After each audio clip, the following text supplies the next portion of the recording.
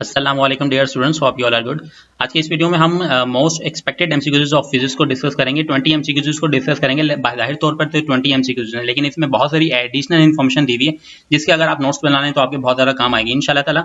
मैंने प्रेजेंटेशन इतने दिल से और इतनी मेहनत से बनाई है कि आप लोगों के काम आए। आपके एक एक पॉइंट को बहुत अच्छे से लिखा हुआ है, आप देख सकते हैं। मैंने एमसीक्यूज सिर्फ नहीं लिखा, मैंने एमसीक्यूज के साथ साथ एडिशनल इन्फॉर्मेशन, इंपॉर्टेंट इन्फॉर्मेशन भी शेयर की है ताकि आपके मजीद कुछ कॉन्सेप्ट भी क्लियर हो जाए। मजीद इनमें से अगर इन्फॉर्मेशन से कोई एमसीक्यूज आ जाता है तो वो आप कर सकें। अच्छा, कुछ ऐसे एमसीक्यूज भी हैं जो पास पेपर से भी हैं, सही है। कुछ ऐसे एमसीक्यूज हैं जो कि पास पेपर्स की नई फॉर्म है या थोड़ा डिफरेंट कॉन्सेप्ट है। तो तमाम एमसीक्यूज को मैंने इस तरह से डाला है अपने एक्सपीरियंस के अकॉर्डिंग, क्योंकि वो आ सकते हैं, एक्सपेक्टेड हैं बहुत ज़्यादा। तो ये पार्ट 1 है, पार्ट 2 भी आएगा, लेकिन वो अराउंड 20 अबव एमसीक्यूज का होगा। तो स्टार्ट करते हैं। Let's start this topic. Statement 1 ने हमारे पास सामने लिखी हुई है इन इलास्टिक कॉलिजन। सबसे पहली बात तो ये है कि इन इलास्टिक कॉलिजन की बात हो रही है। क्या हो रही है? बिटवीन दो बॉडीज के दरमियान इन इलास्टिक कॉलिजन हो रही है। द रिलेटिव स्पीड बेटा क्या होता है? रिलेटिव स्पीड होता है दो बॉडीज के दरमियान की, जो बॉडीज की जो वेलोसिटीज होती है ना बेटा, उनका डिफरेंस। मैं आपसे बोलता हूँ बेटा, बॉडी ए है, उसकी वेलोसिटी है 5, सही है, और बॉडी बी है, उसकी वेलोसिटी है 2। तो इनका जो डिफरेंस लोगे ना बेटा, ये है 2। जब इनका डिफरेंस लोगे 5 माइनस 2 करोगे तो 3 आएगा ना। ये तो 3 है ना बेटा, ये कहलाता है रिलेटिव स्पीड। तो वो ये कह रहा है कि टकराने से पहले जो रिलेटिव स्पीड आ रही थी, ये after collision is equal to the relative speed before the collision. ये टकराने के बाद भी डिफरेंस सेम रहेगा, यानी टकराने के बाद भी उसका जो ये डिफरेंस आ रहा है ना, ये वाला जो डिफरेंस आ रहा है, वेलोसिटी चेंज हो जाएंगी, लेकिन ये जो डिफरेंस आ रहा है ना, ये चेंज हो जाएगा। ये सेम रहेगा। इक्वल लिखा हुआ है ना यहाँ पर, इक्वल, सही है। ऐसा नहीं होता बेटा। ऐसा क्यों नहीं होता? क्योंकि बेटा ये इन इलास्टिक कॉलिजन है। इन इलास्टिक कॉलिजन में आपके कॉलिजन के बाद ना आपकी वेलोसिटीज भी चेंज हो जाती हैं, और कुछ आपकी हीट जो है ना वो लॉस हो जाती है in terms of friction, in terms of heat, सही है।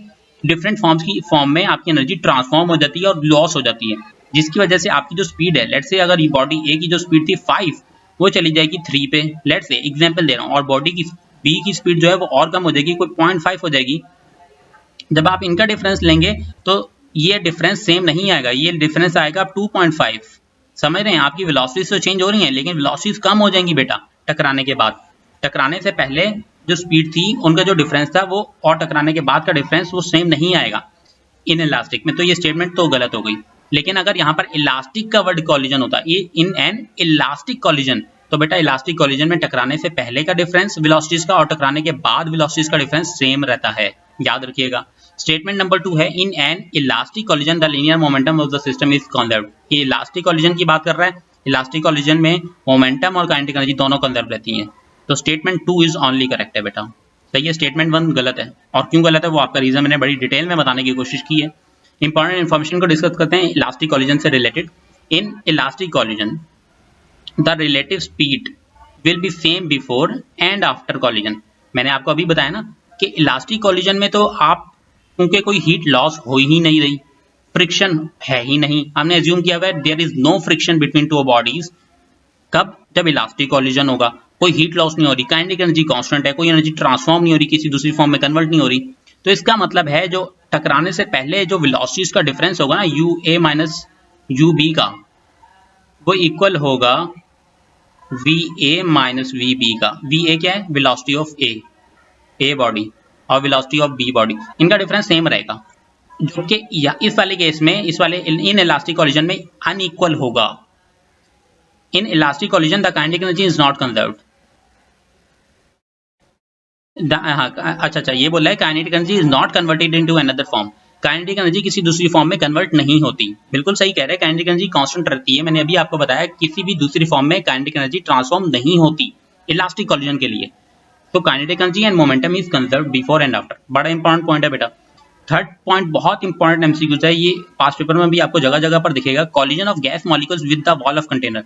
आपने पढ़ा हुआ होगा कंटेनर में ना वाटर, लेट्स से वाटर की एग्जांपल लेते हैं। कंटेनर में वाटर के मॉलिक्यूल्स हैं, मॉलिक्यूल्स के दरमियान जो फोर्स होती है ना, वो होती है कोहेसिव फोर्स, और मॉलिक्यूल और कंटेनर के दरमियान जो फोर्स होती है वो एडहेसिव फोर्स होती है।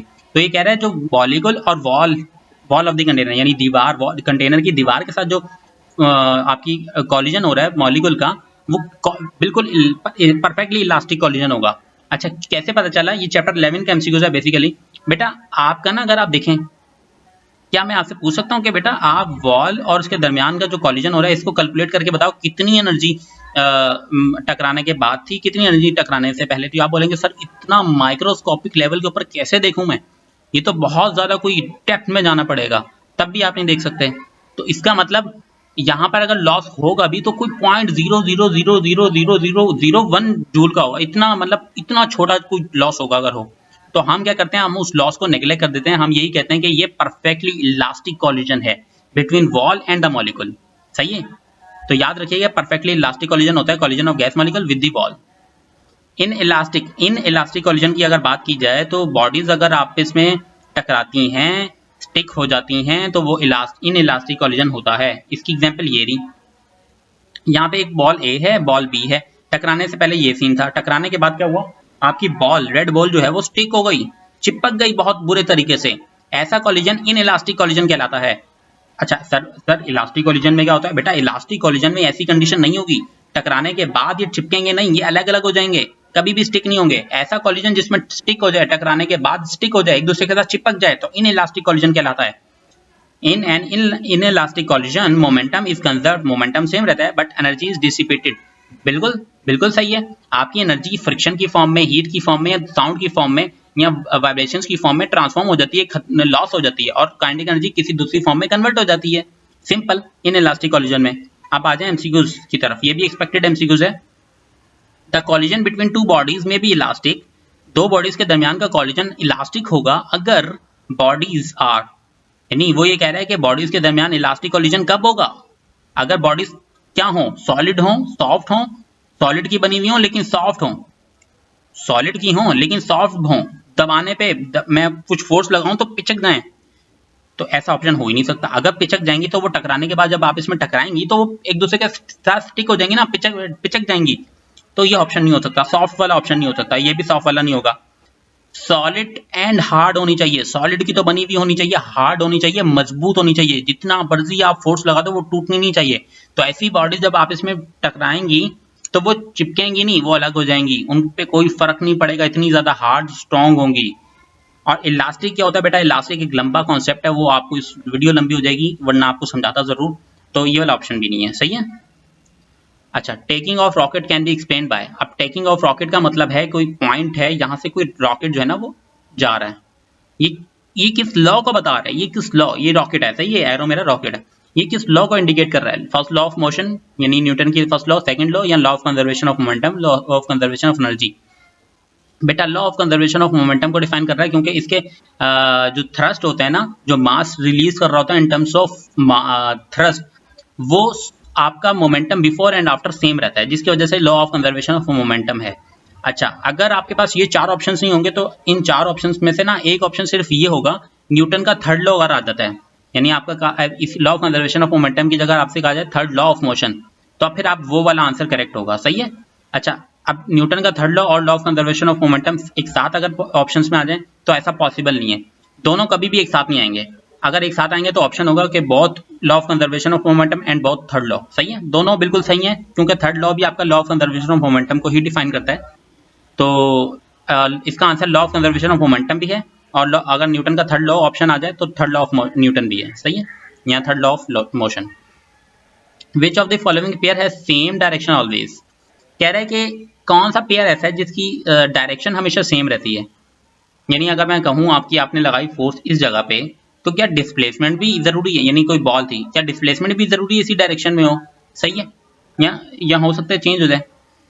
सही है, समझ रहे हैं? या मैं अगर फोर्स लगा रहा हूँ तो हो सकता है वेलोसिटी भी उसी डायरेक्शन में होगी, क्या एक्सेलरेशन भी उसी डायरेक्शन में होगा, या मोमेंटम, यानी ऐसा पेयर बताओ जिसपे हमेशा डायरेक्शन सेम रहती है। तो बेटा इसको फाइंड आउट करने का बड़ा आसान तरीका है, आपने देखना है कोई ऐसा को रिलेशन जिसमें दो चीजों का आपस में को रिलेशन हो, कोई फॉर्मूला हो। आपने पढ़ा हुआ F equals to m a, सही है, आपने क्या पढ़ा हुआ है? F equals to m a. अब आपने न्यूटन का सेकंड लॉ जो पढ़ा हुआ है आपने, वो आपने ये बताता है कि फोर्स बढ़ाने से एक्सेलरेशन बढ़ाने से फोर्स बढ़ेगी, फोर्स बढ़ाने से एक्सेलरेशन बढ़ेगा। लेकिन आपने कोई ऐसा को रिलेशन नहीं पढ़ा जिसमें फोर्स और वेलोसिटी का डायरेक्टली रिलेशन हो, फोर्स और या डिस्प्लेसमेंट का डायरेक्टली रिलेशन हो, या फोर्स और मोमेंटम का रिलेशन हो। फोर्स और मोमेंटम का रिलेशन है बट उनमें ना डायरेक्शन का चेंज आता है। तो इस वजह से ये ऑप्शन जो है ना वो correct option force and acceleration है। अब आपको अगर आप इसकी जगह ऑप्शंस कोई नए आ जाते हैं, कोई और दे दिए जाते हैं, टॉर्क एंड दिस, तो आपने कोई को रिलेशन ढूंढ लेना है कि उनका आपस में को रिलेशन क्या है। ये तो मैंने आपको जुगाड़ बताया, लेकिन इसका जो एक्चुअल जो कॉन्सेप्ट है ना वो बेटा डिफरेंट है। अच्छा, कॉन्सेप्ट जो है ना वो मैं आपको एक नेक्स्ट वीडियो में रिप्रेजेंट करूंगा, एक 3D वीडियो के साथ, एनिमेटेड वीडियोस के साथ। 2 मिनट की वीडियो होगी इंशाल्लाह, उस पर वर्किंग कर रहा हूँ, तब आपको इसका कॉन्सेप्ट बहुत अच्छे से क्लियर होगा। विच of the following pair has the same dimensions. अब कौन सा पेयर ऐसा जिसमें डायमेंशन सेम है? फोर्स की यूनिट होती है न्यूटन, वर्क की यूनिट होती है जूल। तो बेटा ये तो खत्म हो गया, मैंने यहाँ लिखे भी हैं, आप देख भी सकते हैं। एंगुलर मोमेंटम की यूनिट होती है joule, I think in kilogram metre square upon second, सही है। और वर्क की यूनिट होती है जूल, यानी वर्क को अगर आप जूल में, जूल भी होती है, न्यूटन मीटर भी होती है, और kilogram metre square upon second square ये भी होती है। तो इस फॉर्म में मैंने वर्क को कन्वर्ट कर लिया और एंगुलर मोमेंटम को इस फॉर्म में। तो ये देखें अभी भी यूनिट सेम नहीं है, इसका अपॉन सेकंड स्क्वायर है, इसका अपॉन सेकंड है, तो ये भी ऑप्शन कैंसिल हो गया। एनर्जी की यूनिट होती है जूल और यंग मॉडुलस की होती है आपकी न्यूटन पर मीटर स्क्वायर या फिर kilogram metre into second square, सही है। तो आपका ये वाला ऑप्शन भी कैंसिल हो गया क्योंकि एनर्जी जो आपकी यूनिट्स मैच ही नहीं कर रही। लाइट यार जो होती है ना वो बेटा डिस्टेंस की यूनिट होती है, ये यूनिट है लाइट यार, ये डिस्टेंस की यूनिट होती है। और डिस्टेंस की एक और यूनिट कौन सी होती है? मीटर। तो इसका मतलब है लाइट यार किसके इक्वल हो गया? मीटर के। और वेवलेंथ की यूनिट क्या होती है? मीटर। तो ये वाला ऑप्शन, लास्ट वाला ऑप्शन कैंसिल नहीं होगा, सॉरी, लास्ट वाला ऑप्शन आपका राइट आंसर है। तो देखें ना, लाइट यार is the unit of distance और इसकी यूनिट क्या है? मीटर। और वेवलेंथ की यूनिट भी मीटर है, तो ये सेम है। डायमेंशंस पूछ रहा था ना, तो डायमेंशंस को आप यूनिट से निकाल लीजिएगा।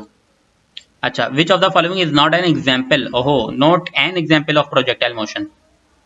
तो नॉट एन एग्जाम्पल की बात की जाए तो आपने आप बेसबॉल शॉट जब आप लगा रहे हो, लेट्स से ये आपने लगाया बेसबॉल, तो ये उड़ता हुआ क्या करेगा? एक वर्टिकल और हॉरिजॉन्टल दोनों डिस्टेंस कवर करेगा ना। आपने अगर बेसबॉल आपने देखे होंगे के स्पोर्ट्स वगैरह तो आपको पता होगा।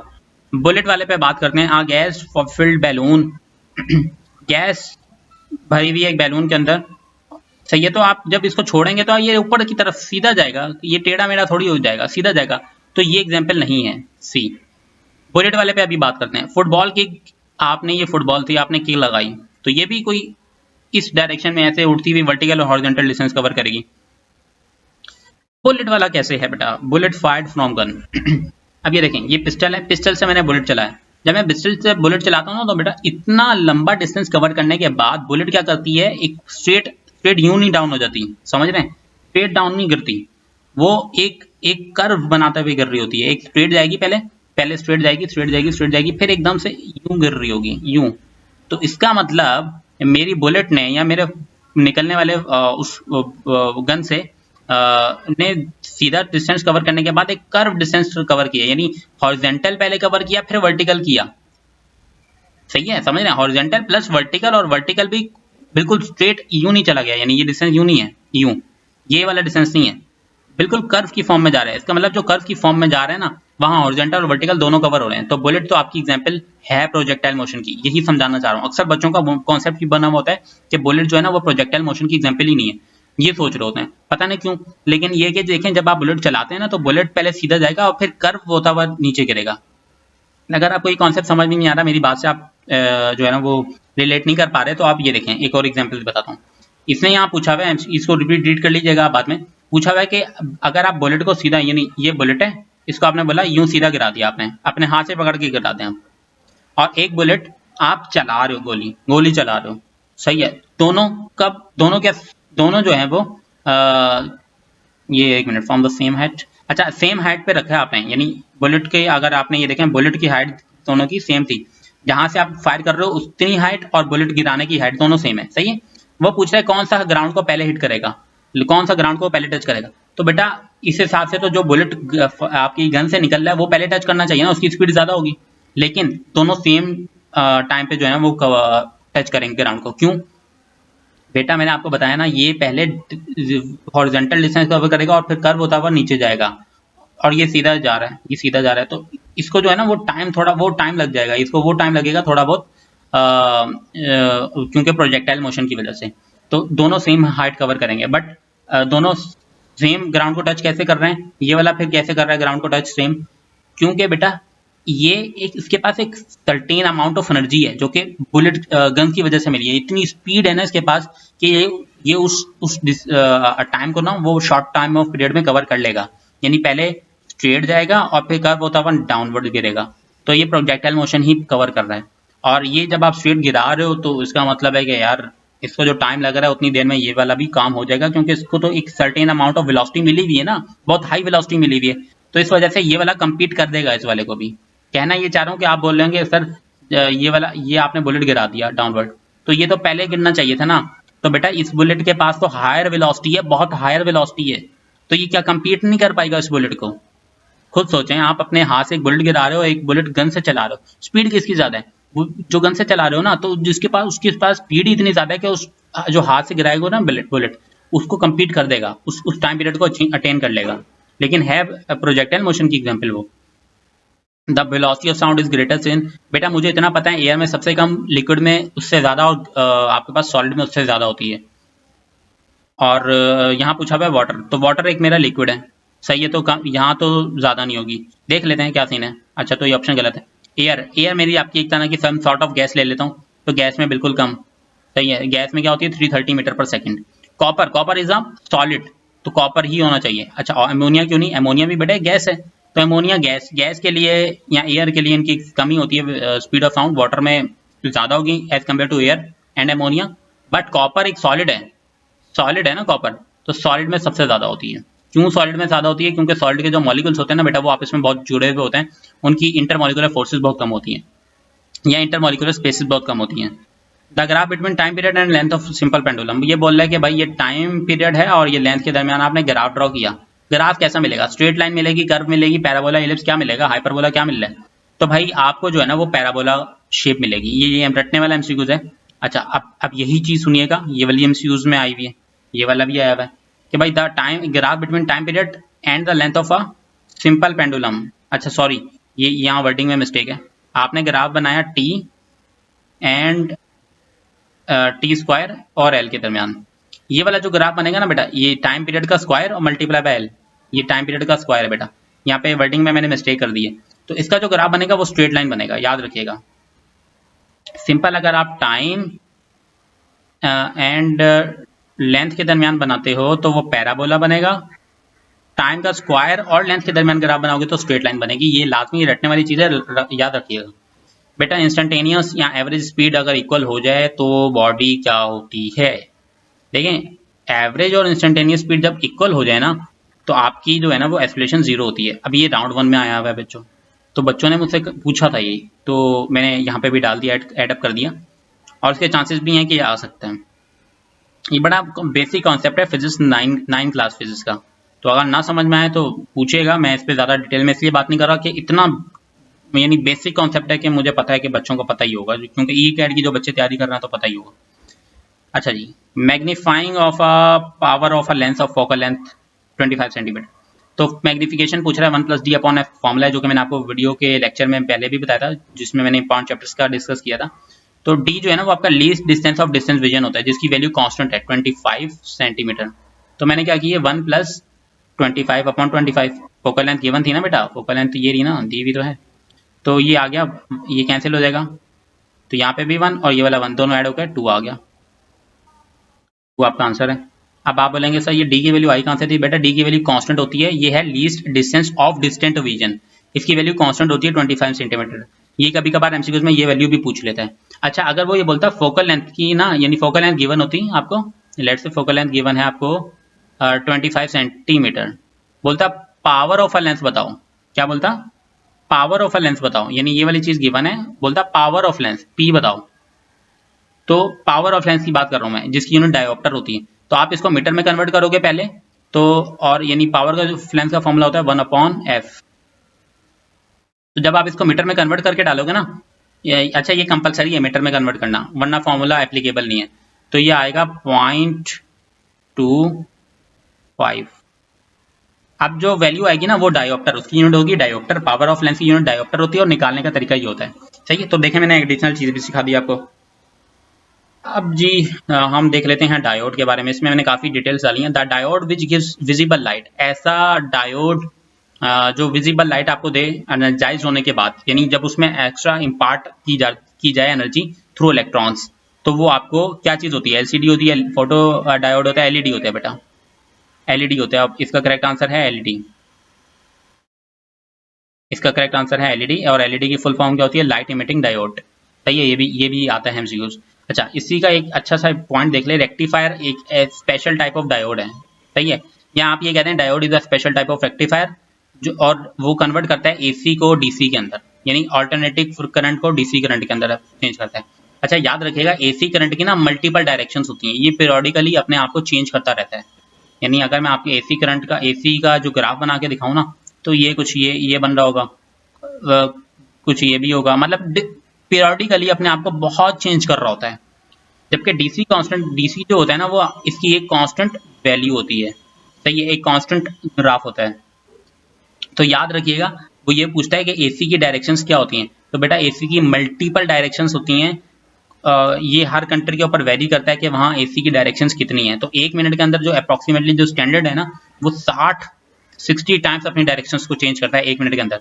और डीसी के लिए वो पूछता है कि इसकी डायरेक्शन कैसी है। ज़्यादातर तो वैसे डीसी के लिए पूछता है। तो डीसी की डायरेक्शन बेटा वन डायरेक्शन होती है, एक सिंगल डायरेक्शन होती है, कांस्टेंट डायरेक्शन होती है। याद रखिएगा ये चीज़, मैंने यहाँ डालना भूल गया, ये चीज़ याद रखिएगा, डीसी की एक सिंगल डायरेक्शन होती है। एसी की डायरेक्शन कितनी होती है? मल्टीपल्स। और एसी को क्या कहा जाता है? पीरियोडिकली अपने आप को चेंज करता है। It will change periodically according to the certain area, with respect to area, अपने एरिया के हिसाब से या कंट्री के हिसाब से अपने आप को चेंज करता है। यानी वहाँ की रिक्वायरमेंट्स डिपेंड करती हैं एसी के ऊपर कि वो एसी सप्लाई कैसी है। तो वैसे जो स्टैंडर्ड वैल्यू है वो एक मिनट के अंदर 60 टाइम्स अपने आप को चेंज करता है। और डिवाइस कौन सी डिवाइस है? रेक्टिफायर एक ऐसी डिवाइस है जो एसी को डीसी में कन्वर्ट करती है। सही है। अच्छा, अब एलईडी के बारे में देख लेते हैं। When electron combine with a hole, electron को जब कंबाइन होल के साथ कंबाइन किया जाता है ना, तो बेटा फॉरवर्ड बाइसिंग करते थे। याद रखिएगा, फॉरवर्ड बाइसिंग, ये वाला एमसीक्यू भी आ जाता है। फॉरवर्ड बाइसिंग कब कब करते हैं कंबाइन? Forward biasing. तो फोटॉन्स इमिट होते हैं, विजिबल लाइट प्रोड्यूस होती है जिसकी वजह से। सही है। अब इलेक्ट्रॉन को जब होल में कन्वर्ट कर रहे हो ना, होल में सॉरी कंबाइन कर रहे हो, तो जब होल्स कंप्लीट हो जाएंगे ना, तो वो जो एक्स्ट्रा आपके पास नंबर ऑफ इलेक्ट्रॉन्स होंगे ना, वो क्या करेंगे? एनर्जाइज हो जाएंगे वहां पर जाकर, जिसकी वजह से वो इलेक्ट्रॉन जंप करना शुरू कर देंगे और आपकी क्या हो जाएगी? आपकी फोटॉन्स इमिट होंगे और विजिबल लाइट इमिट होगी। अच्छा, याद रखिएगा ये कब काम होता है? फॉरवर्ड बाइसिंग के अंदर। बहुत इंपॉर्टेंट चीज है बेटा। लाइट इमिटिंग डायोड, एलईडी की बात कर रहा है, is a forward biasing PN junction diode. देखिए मैंने चीज डाल दी यहाँ पर भी, वही पॉइंट डाला मैंने। It emits visible light when energized, पढ़ लिया, अभी पढ़ लिया। LED work on the phenomena of electroluminescence. इसका देख लीजिएगा अगर ये थोड़ा some sort of difficult term है। जर्मेनियम, सिलिकॉन डायोड, आर्सेनाइड और gallium sorry, they are sufficiently produce intense visible light. तो अच्छा, वो मटेरियल के नाम पूछता है कि कौन कौन से मटेरियल्स ऐसे हैं जो विजिबल लाइट को प्रोड्यूस करते हैं। तो जर्मेनियम, इस सारे मटेरियल्स के अंदर नाम लिखते हैं। In case of half wave rectifier of diode during negative, अच्छा ये इसको पढ़ते हैं लेकिन समझाता हूँ। लेकिन दो तरह की साइकिल्स होती हैं, एक हाफ वेव, एक फुल वेव।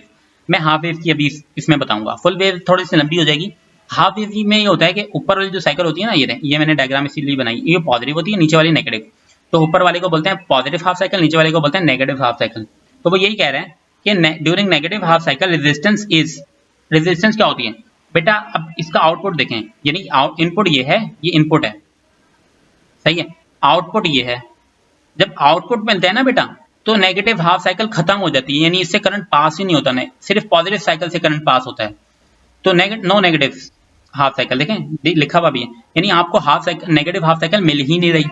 इसका मतलब यह है कि वहां से करंट पास हो ही नहीं रहा। तो अगर करंट पास नहीं हो रहा, तो इसका मतलब है वहां पे रेजिस्टेंस बहुत ज्यादा होगी ना, रुकावट बहुत ज्यादा होगी। रेजिस्टेंस क्या होती है? रुकावट एक तरह की, रेजिस्टेंस रेजिस्ट कर रहा है, रोक रहा है, तो वो बहुत ज्यादा होगी, जिसकी वजह से नेगेटिव हाफ साइकिल में करंट पास नहीं हो पा रहा। तो ये लिखा हुआ है, during negative half cycle resistance is very high. इसीलिए बहुत हाई है, क्योंकि वहां से नेगेटिव हाफ साइकिल से करंट डज नॉट फ्लो, वहां से फ्लो ही नहीं करता करंट। जहां से करंट फ्लो नहीं करता ना, वो उसकी रेजिस्टेंस बहुत ज्यादा होती है। अब आप बोलेंगे सर वुड में क्या सीन है? तो बेटा वुड में तो बिल्कुल भी नहीं करता ना current flow. Negative half cycle में थोड़ा बहुत माइन्यूट में कर रहा होता है, जो कि हम नेग्लेक्ट करना पड़ता है, जिसकी वजह से हम हाई कवर्ड यूज करते हैं। अच्छा, हम इन्फिनाइट कवर्ड भी यूज कर सकते हैं। वुड में क्या सीन होता है? वुड के लिए रेजिस्टेंस की वैल्यू जो है ना, वो इन्फिनिटी होती है। क्यों? वुड से तो कभी करंट पास कर ही नहीं सकता ना बेटा, तो इसलिए वुड के लिए रेजिस्टेंस की वैल्यू क्या होती है? इन्फिनिटी। अच्छा, यहाँ पे पॉजिटिव हाफ साइकिल की बात की जाती है, तो पॉजिटिव हाफ साइकिल में आपका करंट पास करता है और इसके लिए रेजिस्टेंस की वैल्यू लो होगी। Which of the following statement show that no work is done pushing a car है, उसको आप धक्का लगा रहे हो तो ऑब्वियसली वर्क कर रहे हो यार, थक जाओगे थोड़ी देर में, आपकी एनर्जी जाए और एनर्जी एक दूसरी फॉर्म से कन्वर्ट हो रही है। राइटिंग एन ऐसे होना पेज, मैं लिखता लिखता मैं थक गया यार, मेरी भी वर्क लग रहा है। लिफ्टिंग द वेट, वेट उठाया हुआ है, ऑब्वियसली वर्क है यार, आपने वेट उठाया हुआ है। तो D, the moon orbiting around the earth, ये वाला ऑप्शन करेक्ट है। क्यों करेक्ट है बेटा? तो वर्क बेटा तब नहीं होता, कब नहीं होता, नो वर्क डन कब होगा, यानी वर्क कब नहीं होगा, जब वो सर्कुलर किसी चीज के अराउंड सर्कुलर पाथ में रोटेट कर रहा हो, रिवॉल्व कर रहा हो। क्या मतलब सर? बेटा एक साइक्लिक प्रोसेस पढ़ा होगा आपने। लेट से मेरी पोजीशन 1 ये थी, सही है, ये वाली पॉइंट मेरा 1 से मैं चलना शुरू किया और इस पॉइंट के ऊपर आ गया। पॉइंट 1 से मैंने जब चलना शुरू किया और मैं वापसी घूम के पॉइंट 1 पे दोबारा वापसी आ गया, सही है, यानी मैंने पॉइंट 1 से स्टार्ट किया ट्रैवलिंग करना, घूमते घूमते मैं पॉइंट 2 पे आया, फिर पॉइंट 1 पे वापसी आ गया, यानी पॉइंट 1 पे इस पॉइंट पे आ गया वापसी। तो ऐसा प्रोसेस जब आपने अपनी इनिशियल पोजीशन से स्टार्ट करो और फिर वही फाइनल पोजीशन में भी उसी पोजीशन के ऊपर आ जाओ, जो आपकी इनिशियल पोजीशन थी वही आपकी फाइनल पोजीशन हो, तो ऐसी कंडीशन में आपका वर्क नहीं होता। तो ये क्या है, ये जो भी ऑर्बिट है आपका, ये आपके अराउंड क्या कर रहा है, रोटेट कर रहा है, रोटेट करता करता करता कभी तो ये अपने अराउंड इसी पोजीशन के ऊपर आ जाएगा, इसी पोजीशन के ऊपर जी, जो इसकी इनिशियल पोजीशन थी वहां रोटेट करता करता उसी पोजीशन के ऊपर आ जाएगा और वो उसकी फाइनल पोजीशन कहलाएगी। तो ऐसी कंडीशन में ऐसा कोई वर्क होता नहीं है बेटा, सही है। तो ये याद रखिएगा कि एक साइक्लिक प्रोसेस के अंदर वर्क डन इज 0 होता है। स्टोन का मास दिया हुआ है, ड्रॉप कर रहे हैं एक सर्टेन पोजीशन से 5 metre above the ground, what is its velocity power at a height of 3 metre above the ground. भाई ये हाइट थी, सही है, 5 मीटर, इसको ड्रॉप किया, बोला है 3 मीटर पे जब पहुंचे ना बेटा, तब इसकी वेलोसिटी भी बताओ, पावर भी बताओ। तो वेलोसिटी का फॉर्मूला तो थर्ड इक्वेशन ऑफ मोशन लगाएंगे। अच्छा, थर्ड इक्वेशन ऑफ मोशन में जी क्यों रखा बेटा? एक्सेलरेशन तो 0 होगा क्योंकि ये फ्री फॉल मोशन है ना, यानी वर्टिकल मोशन हो रहा है, फ्री फॉल मोशन है, एक्सेलरेशन की वैल्यू 0 होगी और वेलोसिटी क्या होगी, यूनिफॉर्म। तो आपकी इनिशियल वेलोसिटी क्या हो गई, 0। तो v equals to under root 2gh, square खत्म करना है ना बेटा, तो g की वैल्यू डाली, h क्या होगा 5 माइनस 3, बेटा 5 माइनस 3 करूंगा ना, हाइट का डिफरेंस ले लूंगा जिस पॉइंट पे वो करना चाह रहे, तो इनिशियल हाइट क्या थी 5, फाइनल हाइट क्या 3, तो 5 माइनस 3 तो 2 आ गया, ये तो मेरे वेलोसिटी आ गई। अब पावर कैसे निकालेंगे, mgh अपॉन t, m की वैल्यू आपको गिवन नहीं है, अच्छा गिवन है 2 kg आपको गिवन है, सही है, g की वैल्यू भी आपको गिवन है, h अपॉन t क्या होता है बेटा, यानी अगर मैं आपसे बोलूं डिस्टेंस अपॉन टाइम, आप बोलोगे सर स्पीड या फिर वेलोसिटी, तो बेटा यहाँ पर जो h है, जो हाइट कवर हो रही है, वो भी तो एक डिस्टेंस कवर हो रहा है ना, वर्टिकल डिस्टेंस कवर हो रहा है, देखिए हॉरिजॉन्टल डिस्टेंस होता है और वर्टिकल डिस्टेंस है, तो वर्टिकल डिस्टेंस को हम उसको हाइट का नाम दे देते हैं, तो यहाँ पर भी तो वर्टिकल डिस्टेंस कवर हो रहा है, तो वर्टिकल डिस्टेंस अपॉन टाइम, ये भी तो वेलोसिटी बन गई ना बेटा, ये क्या बन गई आपकी, ये वाली वेलोसिटी बन गई ना, तो इसकी जगह आपने 6.26 लिख दिया, m की वैल्यू आप डाल दीजिएगा 9.81 डाल दीजिएगा, पावर आ जाएगी, या मैंने ऑप्शन भी नहीं डालना भूल गया मैं, आगे आ जाए। Work done due to centripetal force, भाई वर्क डन का फॉर्मूला देख लें, f डॉट d होता है, डॉट को हटाऊंगा तो कॉस लगा दूंगा, डॉट प्रोडक्ट है ना, तो f d cos थीटा। अब याद रखिएगा जब वर्क डन सर्कुलर मोशन की बात कर रहा है, तो फोर्स जो है ना वो ये देखें, फोर्स की डायरेक्शन देखें आप, ये डायरेक्शन हो गई और डिस्प्लेसमेंट की डायरेक्शन देखें बेटा, ये हो गई, इन दोनों के दरमियान जो एंगल बनता है ना वो 90 डिग्री बनता है। अब कॉस में जब आप एंगल रखोगे 90 डिग्री तो आंसर क्या आएगा, 0, तो इसलिए यहाँ पर वर्क 0 है, याद रखिएगा, ये बड़ा इंपॉर्टेंट एमसीक्यूज है, ये राउंड 2 के लिए बहुत ज्यादा इंपॉर्टेंट एमसीक्यूज है और 100% ये बहुत सारे बच्चों के पेपर में आएगा, यानी इंट्री टेस्ट में आएगा।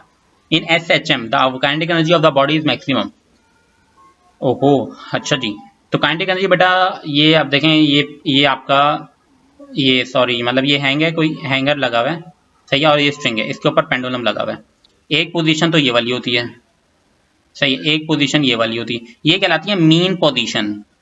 बेटा अगर यहाँ जाएगा इस पोजीशन के ऊपर आएगा या इस पोजीशन के ऊपर आएगा इसके, तो ये समझ लो एक हाइट कवर कर रहा है ना, अगर मैं आपसे बोलूँ ये हाइट कवर नहीं की, जब हाइट कवर करती है ना बेटा तो वहां पोटेंशियल एनर्जी मैक्सिमम होगी, यहाँ क्या होगी पोटेंशियल एनर्जी, मीन पोजीशन के ऊपर काइनेटिक एनर्जी होगी।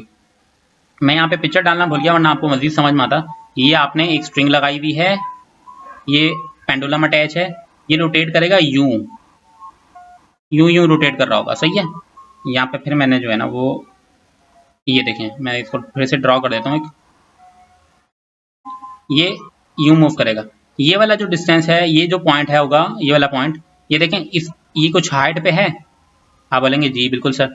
जब कोई पॉइंट आपका हाइट पर हो, इसका मतलब है वो पोटेंशियल एनर्जी गेन कर रहा है। पोटेंशियल एनर्जी यहाँ पर मैक्सिमम होगी, इस पॉइंट के ऊपर भी मैक्सिमम है, इस पॉइंट के ऊपर भी मैक्सिमम है। तो काइनेटिक एनर्जी मैक्सिमम कहाँ होगी? ग्राउंड के ऊपर ना, यहाँ इस पॉइंट के ऊपर बेटा, तो मीन पोजीशन के ऊपर। तो body is at mean position. Kinetic energy बोल रहा है मैक्सिमम कहाँ है? मीन पोजीशन के ऊपर। एक्सट्रीम पोजीशन कौन सी होती है? ये वाली, ये वाली जो मैंने बनाई है, ये एक्सट्रीम पोजीशंस होती हैं। सही है। Ratio of kinetic energy total kinetic energy of simple harmonic oscillator. तो बेटा इसका एक फॉर्मूला ये याद रख लीजिएगा, हमने रेशियो लिया। अगर आपको काइनेटिक एनर्जी का फॉर्मूला याद है सिंपल पेंडुलम के हार्मोनिक के लिए और टोटल एनर्जी के लिए, टोटल एनर्जी का हार्मोनिक के लिए, तो डिवाइड कर दीजिएगा, आंसर यही आएगा। अच्छा, मैंने जो इंपॉर्टेंट चैप्टर्स है ना बेटा, उसमें भी ये फॉर्मुलाज बताए थे, रेशियो नहीं बताया था मैंने। तो रेशियो आप निकाल भी सकते हो अगर आपने फॉर्मुला याद किए होंगे। Length of simple pendulum is doubled, time period क्या होगा? √2 टाइम्स इंक्रीज होगा। अब ये कैसे होगा? ये आपको पता होना चाहिए। फॉर्मुला लिखें, फॉर्मुले की जगह एल की वैल्यू क्या रखना है? 2L, और फिर आप सॉल्व कीजिएगा, आंसर आ जाएगा। ना है तो फिर पूछ लीजिएगा। पोटेंशियल एनर्जी की मैक्सिमम होती है बेटा एक्सट्रीम पोजीशंस पे। अभी मैंने बताया ये एक्सट्रीम पोजीशंस कहलाती हैं, ये वाली एक्सट्रीम पोजीशंस कहती हैं। और डिस्प्लेसमेंट मैक्सिमम होती है, डिस्प्लेसमेंट भी एक्सट्रीम पोजीशन पे मैक्सिमम होगी। यार अब एक बात बताओ ना, यहाँ पर डिस्प्लेसमेंट ज्यादा है या यहाँ ज्यादा है? यहाँ ना, यहाँ डिस्प्लेसमेंट ज्यादा होगी। और एक्सेलरेशन विल भी मैक्सिमम एट मैक्सिमम डिस्प्ले, हाँ जहाँ पे डिस्प्लेसमेंट मैक्सिमम है वहाँ एक्सेलरेशन भी मैक्सिमम होगी, फ्रॉम द मीन पोजीशन की रिस्पेक्ट से। सही है। और काइनेटिक एनर्जी मैक्सिमम होती है लोएस्ट या फिर मीन पोजीशन के ऊपर, लोएस्ट पॉइंट के ऊपर। ये लोएस्ट पॉइंट भी कहलाया जाता है, लोएस्ट पॉइंट। सही है। और इसको मीन पॉइंट भी कहते हैं। टेंशन स्ट्रिंग के अंदर जो टेंशन की वैल्यू होती है ना, वो mg cos थीटा होता है बेटा। बेटा जहाँ पे भी नहीं समझ आ रहा हो ना, वो एमसीक्यू नंबर को नोट करके कमेंट पे पूछ सकते हो आप लोग, अलाउ है आप लोगों को। Sound waves are always longitudinal होता है बेटा, याद रखिएगा। ये चीज़ें थोड़ी सी कॉन्सेप्चुअल वाइज हैं। अच्छा, मैं लॉन्गिट्यूडनल और ट्रांसफॉर्मर में फ़र्क बता देता हूँ। लॉन्गिट्यूडनल में जो वाइब्रेशन की वाइब्रेट कर रहा होता है ना, वो एक्स एक्सिस के अराउंड कर रहा होता है, और डायरेक्शन ऑफ मोशन भी वही होती है आपकी, जो डायरेक्शन ऑफ वाइब्रेशन है। तो एंगल क्या बनता है इसमें? 0 डिग्री। ट्रांसफर में आपका डायरेक्शन ऑफ वाइब्रेशन और डायरेक्शन ऑफ मोशन में एंगल परपेंडिकुलर होता है, यानी अगर कोई चीज़ यूं यूं यूं वाइब्रेट कर रही है और मूव क्या कर रही है? यूं, इस डायरेक्शन में अप एंड डाउन वाइब्रेट कर रही है कोई चीज़ और मूव कर रही है लेफ्ट या राइट, तो वो ट्रांसफर वेव है। और लॉन्गिट्यूडनल क्या है? आपकी लेफ्ट और राइट में कोई चीज़ वाइब्रेट कर रही है, यूं लेफ्ट और राइट में वाइब्रेट कर रही है, और मूव भी कहाँ कर रही है? इसी डायरेक्शन के अंदर, लेफ्ट या राइट मूव कर रही है। और वाइब्रेट कैसे कर रही है? लेफ्ट या राइट। देखें दोबारा समझ लें, कोई चीज़, कोई बॉडी आपकी लेफ्ट या राइट में वाइब्रेट करे, और डायरेक्शन ऑफ उसकी जो डायरेक्शन है, ट्रैवलिंग की डायरेक्शन है, वो लेफ्ट हो या राइट हो, तो वो लॉन्गिट्यूडनल है, एंगल 0 डिग्री होगा उस केस में। कोई चीज़ up and down move vibrate करे और मूव लेफ्ट या राइट करे, तो वो ट्रांसफर होगा, उसके दरमियान एंगल 90 डिग्री होगा। Colour of light is determined by, बेटा वेवलेंथ के थ्रू किया जाता है कलर, सही है, याद रखिएगा। For the angle of projection the horizontal range is 5 times the maximum height. ये कह रहा है R = 5 ऑफ H। ऐसी कंडीशन पे H की वैल्यू क्या होगी? अब बेटा याद रखिएगा, मैंने एक शॉर्ट फॉर्मूला बना लिया आपके लिए, R = NH, यानी ये इसको कंपेयर करें इससे, तो बोले आप जब कंपेयर करेंगे तो आप बोलेंगे सर n की वैल्यू 5 है, ऐसा ही है। तो जब आप n की वैल्यू निकाल लो ना बेटा, तो tan इनवर्स 4/n का फॉर्मूला लगा दो, n की जगह 5 लिख दो, 4/5, तो आंसर आएगा आपका 38 पॉइंट कुछ पॉइंट्स में भी आएगा। तो ये आपका एग्जैक्टली ये आंसर हो गया। अब आप बोलेंगे आपने जो करना है ना बेटा, रेंज इक्वल्स टू हाइट के लिए कवर करना है, आपने इसका एंगल निकालना है। अब इसके लिए n की वैल्यू क्या होगी? यहाँ कुछ नहीं लिखा हुआ तो 1 है ना बेटा, तो n की वैल्यू हो गई 1। बेटा मैंने बहुत बड़ा शॉर्ट फॉर्मूला बता दिया, बड़ी शॉर्ट ट्रिक बता दी आपको।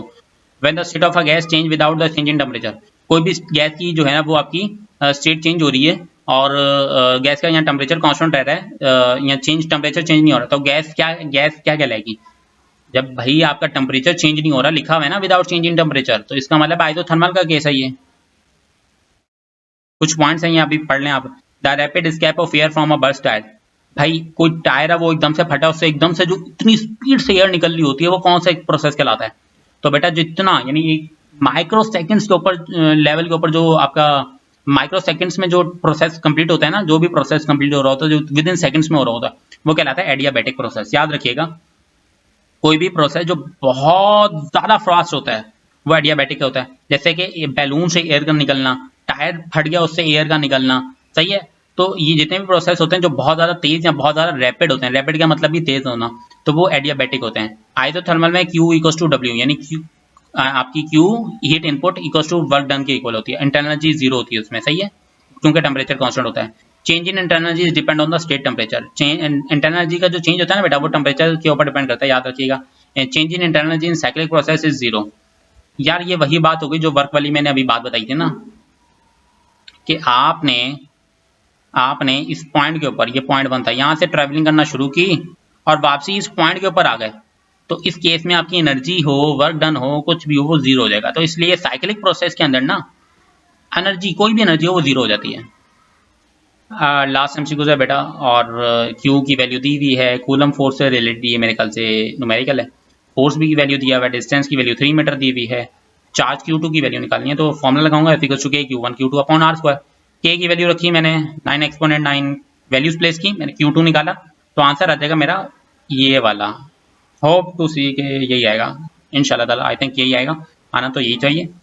यस यही आएगा। मुझे पता कैसे चला, विदाउट कैलकुलेशन मैंने तो ये कर लिया, 2 से 2 काट दिया, तो 3 अपॉन 9 एक्सपोनेंट 9 बचा, सही है। अब मैंने सोचा बेटा कि अच्छा 3 स्क्वायर है, ये 3 का स्क्वायर है ना, तो बेटा ये 9 हो गया, तो ये 10 एक्सपोनेंट 9 जब ऊपर जाएगा तो माइनस में हो जाएगा ना, तो एक ही ऑप्शन था माइनस वाला, तो मैंने फौरन ये लगा दिया, वरना मैंने ऐसा नहीं है कि मैंने आंसर याद किया, मैंने जो है वो यहाँ पे सॉल्व भी नहीं किया बेटा, मैंने डायरेक्टली ये लॉजिक लगा के बताया, वरना अगर आप कैलकुलेटर तो है आपके पास, सॉल्व करेंगे तो आंसर आ जाएगा आपका। बेटा that's all from my side, और आई थिंक मुझे वीडियो लगता है कि बहुत ज़्यादा लंबी हो गई है, और लेकिन मैंने पूरी कोशिश की आपको इंपॉर्टेंट पॉइंट्स कवर करवाने की। नेक्स्ट वीडियो में मिलते हैं, और यार बच्चों बहुत ज़्यादा मेहनत की है कसम से, पीपीटी को बनाने में, टाइप करने में, चीज़ों को लिखने में, नोट्स प्रिपेयर करने में, और एक्सप्लेन करने में, रिकॉर्ड करने में, अपलोड करने में बहुत एफर्ट लगती है। लाइक करो, दबा के करो, और नहीं समझ आता ना तो एक दफ़ा नहीं 100 दफ़ा पूछो। अल्लाह हाफ़िज़।